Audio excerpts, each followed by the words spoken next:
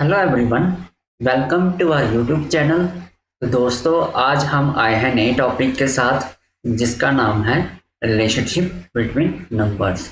इससे पहले हमने नंबर सिस्टम कंप्लीट किया हुआ है। उसके 3 पार्ट्स हमने अपलोड किए हुए हैं। जिस किसी ने भी नंबर सिस्टम के ये तीनों पार्ट्स नहीं देखे तो वो प्लीज़ एक बार उसको देखे, ताकि जो भी हम आगे आने वाले वक्त में तैयारी करेंगे उसकी आपको समझ में आ सके। तो अभी तक हमने नंबर सिस्टम के 3 पार्ट देख लिए हैं। अब हम रिलेशनशिप बिटवीन नंबर्स करेंगे। इसी तरह से आगे हम बढ़ते चले जाएंगे। तो जिस किसी ने भी नंबर सिस्टम के ये तीनों पार्ट्स नहीं देखे तो वो प्लीज़ एक बार प्ले लिस्ट में जाके ये तीनों पार्ट्स को देख सकता है।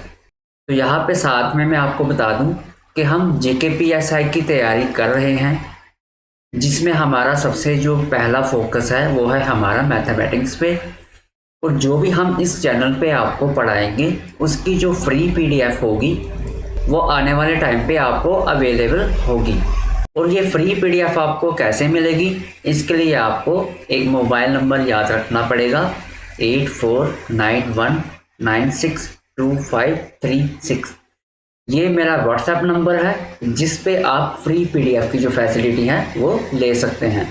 तो चलिए बिना वक्त गवाए आज का वीडियो स्टार्ट करते हैं। तो आज की वीडियो में हम सबसे पहले पढ़ेंगे कुछ इम्पोर्टेंट कॉन्सेप्ट के बारे में। उसके बाद हम पढ़ेंगे रैशनल और इरेशनल नंबर्स के बारे में। फिर बेसिक रिमाइंडर फार्मूला के बारे में जानेंगे। फिर हम पढ़ेंगे कॉन्सेप्ट ऑफ कंसेक्यूटिव नंबर्स। और लास्ट में हम क्या करेंगे, वर्ड प्रॉब्लम्स करेंगे, जो कि होगी हमारी एग्जाम ओरिएंटेड।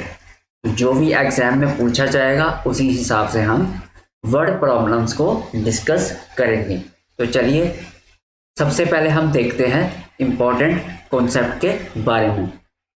तो इम्पोर्टेंट कॉन्सेप्ट में सबसे पहले है आपके पास नॉन टर्मिनेटिंग नंबर्स, फिर है टर्मिनेटिंग नंबर्स। उसके बाद हम पढ़ेंगे रिपीटिंग या फिर हम कह सकते हैं रेकरिंग नंबर्स।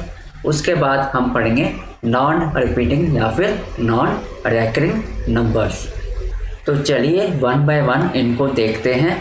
और सबसे पहले मैं आपको बता दूं, इन कॉन्सेप्ट को पढ़ने के लिए आपको एक चीज़ याद रखनी है, एक कॉन्सेप्ट याद रखना है जिसका नाम है डेसिमल एक्सपेंशन। इसका मतलब है कि कोई भी हम जब एग्जाम्पल देखेंगे तो उसके बाद जो उसका आंसर आएगा, तो डेसिमल के बाद जो डिजिट्स होंगे हमें उन्हें चेक करना है कि उनके अंदर कौन सा पैटर्न फॉलो हो रहा है। फिर उसी के बेसिस पे हम कमेंट करेंगे कि वो किस तरह का नंबर है, वो नॉन टर्मिनेटिंग है, टर्मिनेटिंग है, रिपीटिंग है या फिर नॉन रिपीटिंग है। तो चलिए शुरू करते हैं। सबसे पहला है नॉन टर्मिनेटिंग नंबर्स। तो इसमें सबसे पहला एग्जाम्पल है हमारे पास 3/7। तो 3/7 का जो भी हमारे पास आंसर आया उसके डेसिमल के बाद के डिजिट्स को हमें देखना है। तो डेसिमल के बाद के जितने भी डिजिट्स हैं वो सब के सब क्या है, अलग हैं। और साथ ही साथ ये नंबर ख़त्म नहीं हो रहा, इसी तरह से ये आगे चलता जा रहा है। तो 3/7 को आप डिवाइड करके देख सकते हैं। आपका जो नंबर होगा डेसिमल के बाद वो चलता चला जाएगा।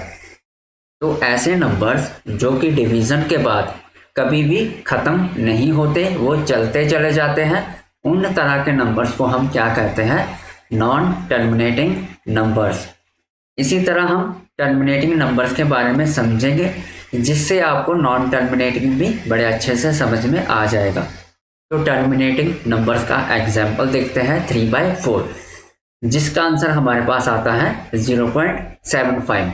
तो इसमें भी हम डेसिमल एक्सपेंशन को देखेंगे।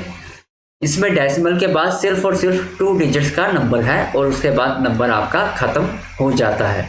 तो इस तरह के नंबर जो कि डिवाइड करने के बाद कहीं ना कहीं पर जाके वो ख़त्म हो जाए, तो इन तरह के नंबर्स को क्या कहते हैं, टर्मिनेटिंग नंबर्स। तो इसमें जो आपका सेकंड एग्जांपल है 15/16, इसमें डेसिमल एक्सपेंशन के बाद सिर्फ और सिर्फ आपको 4 डिजिट देखने को मिल रहे हैं। तो इससे भी हम कह सकते हैं कि ये नंबर भी आपका कौन सा नंबर है, टर्मिनेटिंग नंबर है।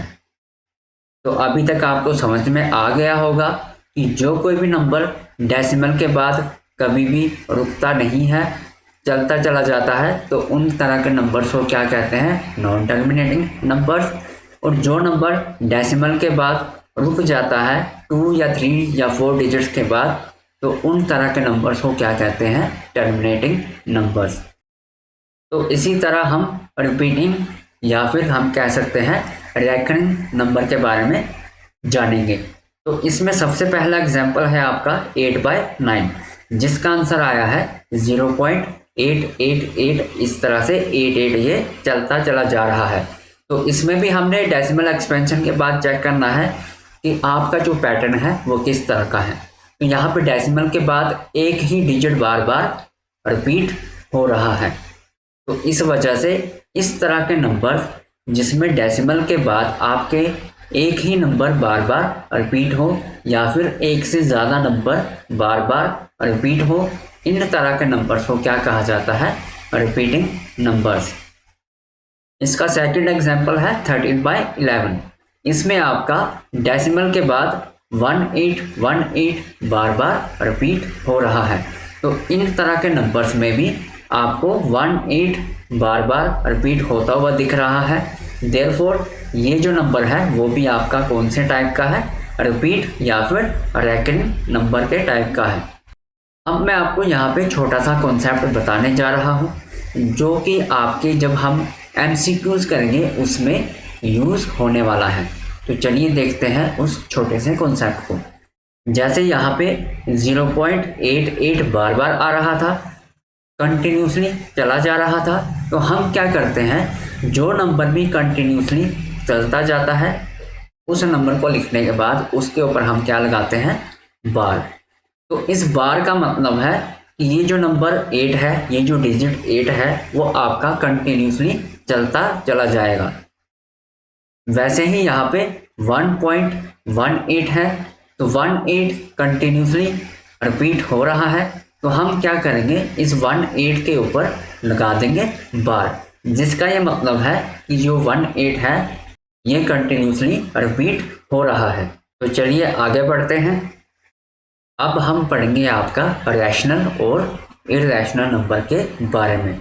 अभी तक जो भी कंसेप्ट हमने पढ़े हैं वो अभी रैशनल और इरैशनल नंबर्स में यूज़ होने वाले हैं। तो चलिए देखते हैं।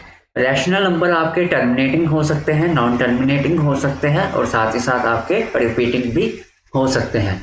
और साथ में इसमें सबसे इम्पॉर्टेंट पॉइंट है कि जो आपके रैशनल नंबर्स होते हैं वो आपके P/Q की फॉर्म में होते हैं, यानी कि वो आपके कौन से फॉर्म में होते हैं?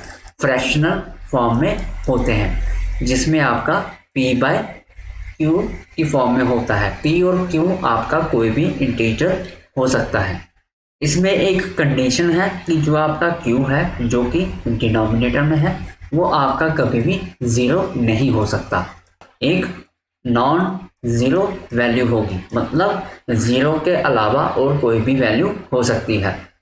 तो अभी हम इनके एग्जाम्पल्स भी देखेंगे कि किस किस तरह के एग्जाम्पल को रैशनल नंबर की कैटेगरी में डाला गया है। तो यहाँ पे सबसे पहला एग्जाम्पल है 1।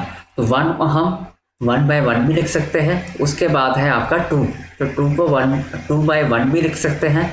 इसके बाद है आपका 22/7, जो कि ऑलरेडी क्या है? फ्रैक्शनल फॉर्म में है। वैसे ही 3/7 और -3/5 भी आपका फ्रैक्शनल फॉर्म में है। तो यहाँ पे जो 0.6 है इसको हम कैसे लिख सकते हैं? 6/10। तो ये भी आपका क्या हो गया? फ्रैक्शनल फॉर्म में हो गया। तो जैसे कि मैंने पहले भी बताया था कि रैशनल नंबर्स वो होते हैं जो कि आपके P/Q यानी कि फ्रैक्शनल फॉर्म में होते हैं। तो यहाँ पे मैंने 22/7 को अलग से लिखा है। मैंने ऐसा क्यों किया है ये मैं आपको बताऊंगा इरैशनल नंबर के बाद। तो चलिए अभी इरैशनल नंबर के बारे में पढ़ते हैं। इरैशनल नंबर्स आपके नॉन टर्मिनेटिंग हो सकते हैं और नॉन रिपीटिंग भी हो सकते हैं। और इसमें सबसे इम्पॉर्टेंट पॉइंट है कि ये आपके P/Q की फॉर्म में नहीं होते। तो इसका एग्जाम्पल भी अभी देख लेते हैं। जैसे यहाँ पे है √2, तो √2 को आप सिर्फ और सिर्फ √2 ही लिख सकते हैं। वैसे ही √3 को आप √3 ही लिख सकते हैं। इन दोनों को आप फ्रैक्शनल फॉर्म में नहीं ले सकते। वैसे ही आपका पाई एक नंबर है, ये भी आपका क्या है, इरेशनल नंबर है। तो यहाँ पे मैं अभी आपको बताऊंगा जो कि इस नोट में लिखा है कि पाई आपका इरेशनल नंबर है, लेकिन 22/7 आपका रैशनल नंबर है। तो ऐसा क्यों है, ये अभी हम देखते हैं। सबसे पहली बात, जैसे कि हम लोग जानते हैं कि पाई की जो वैल्यू होती है वो 22/7 होती है। तो अगर पाई आपका इरेशनल नंबर है तो 22/7 भी आपका इरेशनल नंबर होना चाहिए था। लेकिन जैसे कि मैंने आपको यहाँ पे बताया रैशनल नंबर्स में जो आपका 22/7 है वो रैशनल नंबर है। तो इसको अभी देखते हैं कि कैसे पाई और 22/7 जो है वो अलग अलग नंबर्स की कैटेगरी में डाले जाते हैं। तो सबसे पहले यहाँ पे हम क्या करेंगे, पाई की वैल्यू लिख लेते हैं जो कि है आपकी 22/7, जिसको डिवाइड करने के बाद आपके पास क्या आंसर आता है, 3.14285 और इसके ऊपर लगा देंगे हम बार। तो बार का क्या मतलब है ये भी मैंने आपको पहले समझाया था, लेकिन मैं दोबारा से आपको समझाऊंगा। तो यहाँ पे देखते हैं पाई जो आपका वैल्यू होता है पाई का वो रहा ये 3.1415926535 और ये आगे चलता चला जाएगा। तो ऐसे नंबर्स जो कभी भी टर्मिनेटिंग नहीं होते, कभी भी ख़त्म नहीं होते, उनको क्या कहते हैं, नॉन टर्मिनेटिंग नंबर्स। तो इस तरह के नंबर्स को किस में डाला जाता है, इरेशनल नंबर्स में।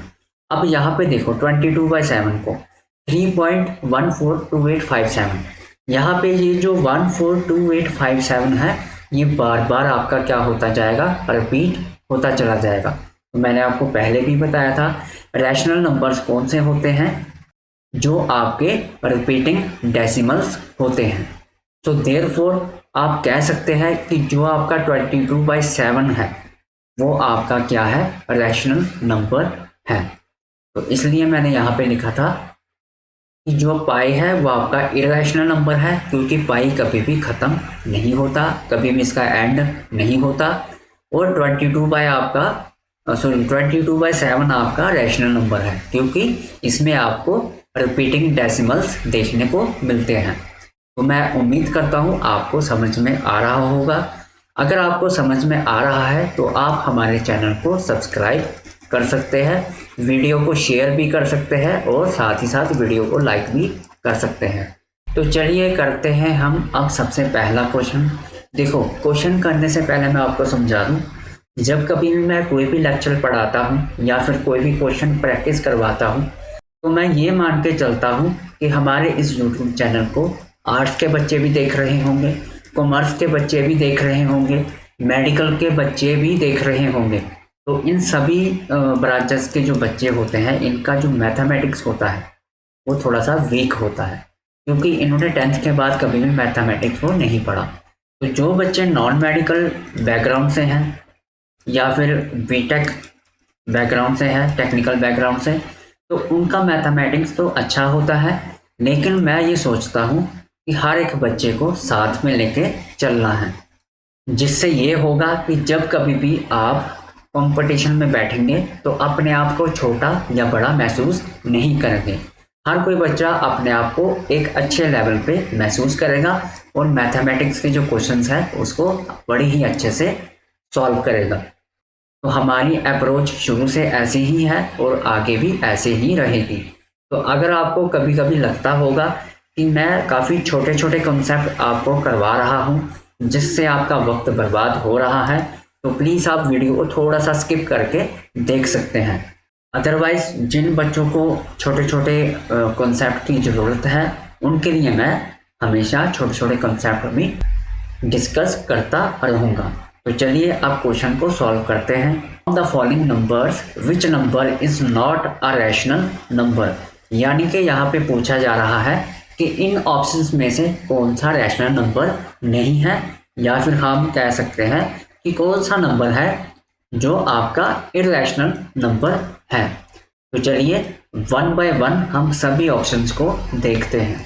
तो इसमें सबसे पहले हम क्या करेंगे, डी ऑप्शन को देखेंगे, जिसमें आपका 0.666 इस तरह से रिपीट होता चला जा रहा है। तो जब कभी भी डेसिमल के बाद आपके नंबर रिपीट होते हैं तो वो क्या कहलाते हैं, आपके रैशनल नंबर्स कहलाते हैं।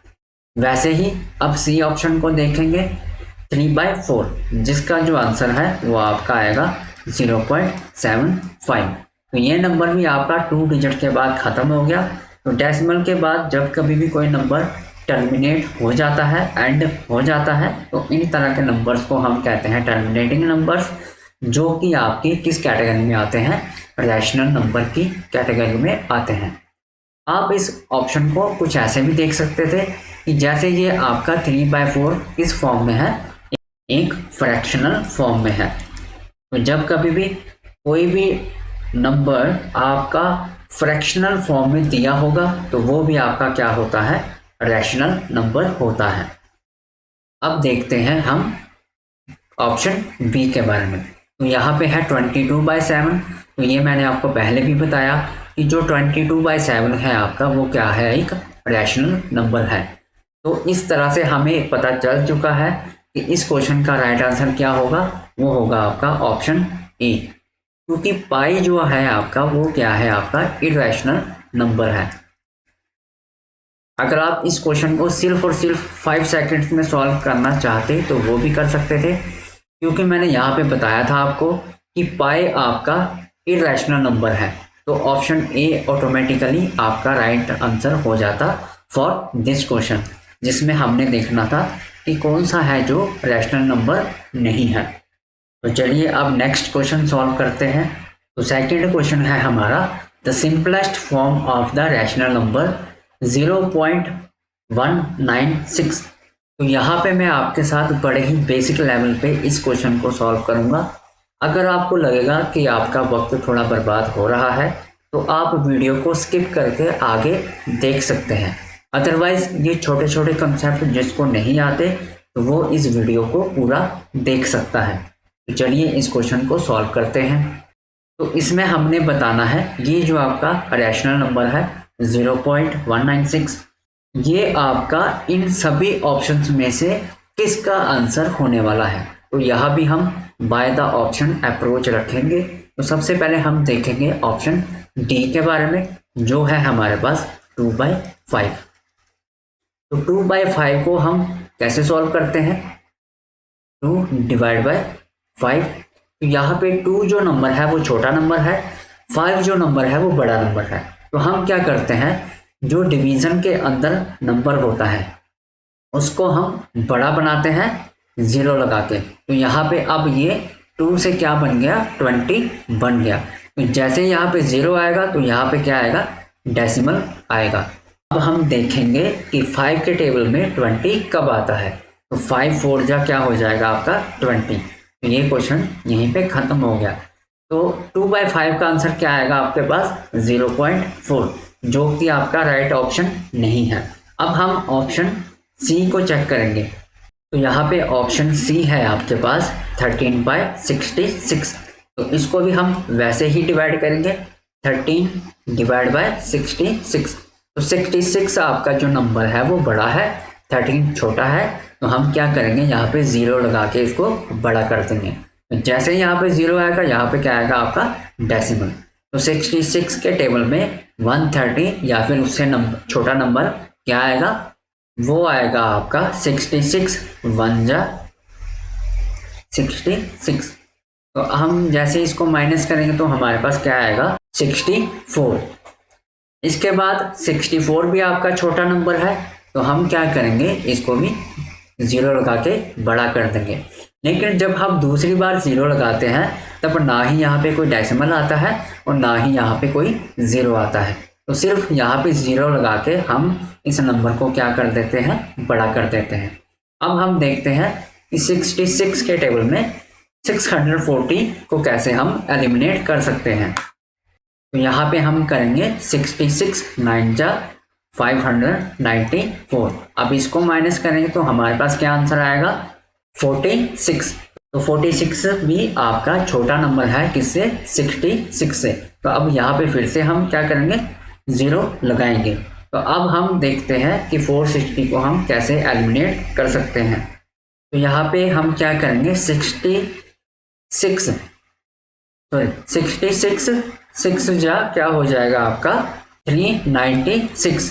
तो यहाँ पे फिर से इसको माइनस करके कुछ ना कुछ आंसर आएगा। हम यहीं पे रुक जाएंगे क्योंकि हमें यही चाहिए था 0.196। तो आपने देखा 13/66 का आपका क्या आंसर आता है 0.196। So the right option for this question is option C. देखो मैं साथ में आपको ये भी बता देता हूँ कि ये जो मैं बेसिक कैलकुलेशंस आपको करवा रहा हूँ ये सिर्फ और सिर्फ एक बार ही आपको करवाऊंगा, जो कि लेक्चर के साथ साथ हम आपके साथ डिस्कस करेंगे। लेकिन जब कभी भी हम MCQ सॉल्व करेंगे, जब कभी भी हम MCQ सेशंस को लेकर आएंगे, तब मैं इतने छोटे छोटे बेसिक लेवल पे कैलकुलेशंस आपको नहीं करवाऊंगा, क्योंकि मैं ये मान के चलूँगा कि आपने ये छोटा छोटा जो मैथमेटिक्स है वो आपने प्रैक्टिस किया होगा। तो आई होप आप मेरी बातों को समझ रहे होंगे, मेरी बातों को फॉलो कर रहे होंगे। तो इसके बाद आपका आता है बेसिक रिमाइंडर फार्मूला, जो कि हम करेंगे नेक्स्ट वीडियो में। मैं वीडियोस को छोटा इसलिए रखता हूँ ताकि आपका जो टाइम है वो ज़्यादा ख़राब ना हो और ना ही आप मैथमेटिक्स को ज़्यादा पढ़ के बोर हो जाए। सो यही था आज का वीडियो। और वीडियो ख़त्म करने से पहले मैं आपको फिर से बता दूँ कि ये है मेरा व्हाट्सएप नंबर, जिसमें आपको आने वाले टाइम पे फ्री PDF की फैसिलिटी प्रोवाइड करवाई जाएगी। तो इस व्हाट्सएप नंबर को आप सेव कर सकते हैं। तो thank you so much for today. प्यार से रहें, मोहब्बत से रहें, शपथ है।